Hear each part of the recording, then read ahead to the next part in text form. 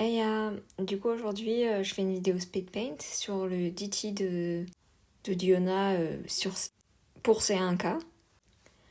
Du coup encore une fois j'ai commencé à faire le sketch avant de filmer. Du coup je vous montre la référence que j'ai utilisée. J'ai pas mal changé la pose, surtout le fait que ce soit une fille donc j'ai un peu galéré avec la poitrine.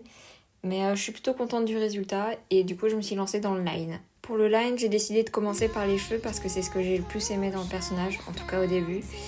Alors, j'ai pas l'habitude de faire des cheveux courts. Du coup, j'ai un petit peu galéré sur ce que je voulais faire. Mais finalement, j'ai réussi à trouver ce que je voulais obtenir et je suis plutôt contente.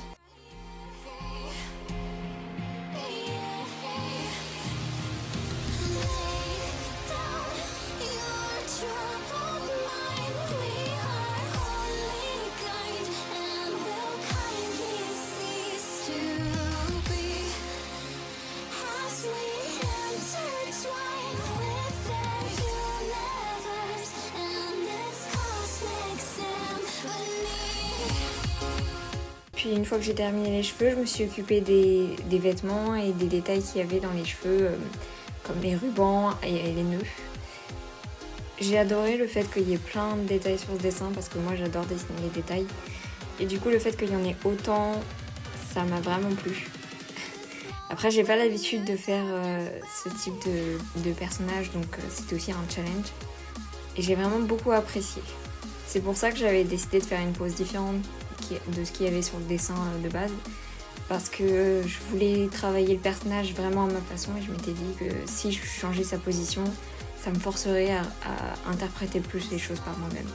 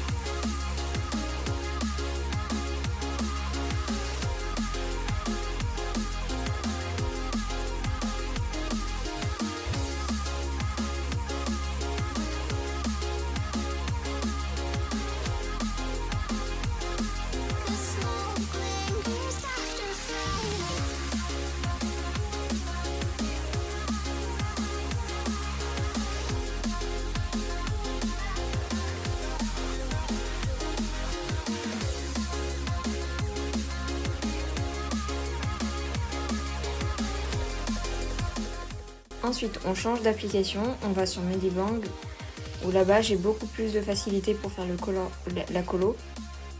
Du coup là je fais quelque chose de très simple, j'ai fait d'abord un aplat de couleurs sur tout le personnage. Puis après j'ai pris les couleurs une par une et je les ai juste appliquées et après je vais repasser pour les effacer.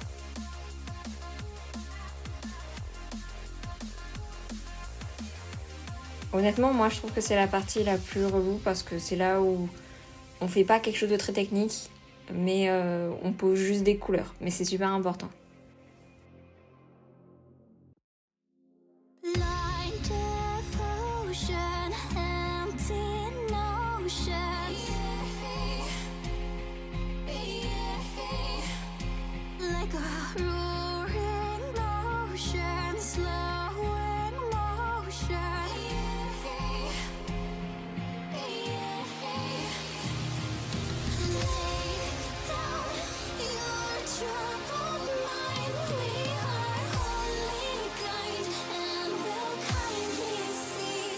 Ensuite, j'ai commencé par la peau parce que pour moi c'est le plus simple pour faire le shade.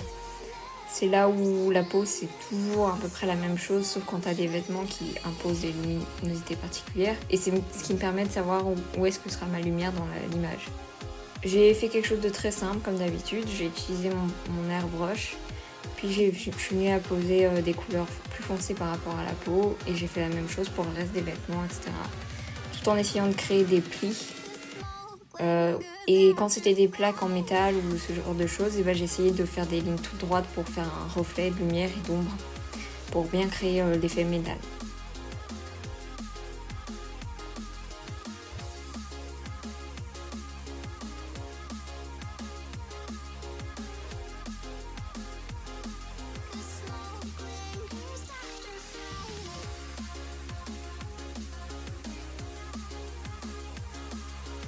Faut pas hésiter non plus à rajouter des couleurs plus claires parce que moi c'est souvent mon problème.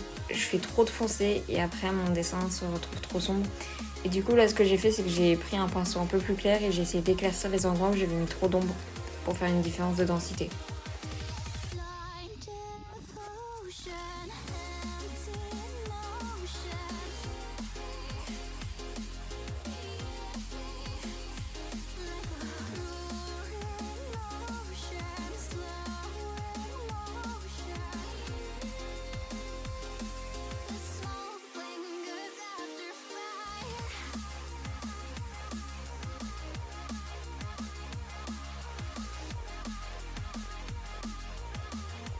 Malheureusement j'ai perdu la fin du speed paint, donc on se retrouve direct avec le résultat.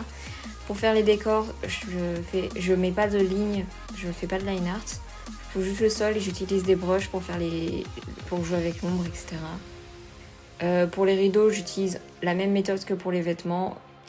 Et enfin, j'appose un aplat de couleur bleu très foncé que je mets en opacité un peu plus claire. Et puis j'utilise ma gomme en mode eraser flou, donc avec les contours flous, pour pour souligner les endroits où il y a des moments d'éclaircissement. Donc par exemple là, ce sera au niveau de la poitrine parce qu'il y a une lampe torche qui pointe vers elle, au niveau des yeux parce que je voulais souligner ses yeux, au niveau des parties en métal et au niveau de la seringue, le liquide qu'il y a à l'intérieur. Après, c'est à vous de voir où vous voulez mettre les points de lumière. Sur ce, j'espère que la vidéo vous a plu. À la prochaine!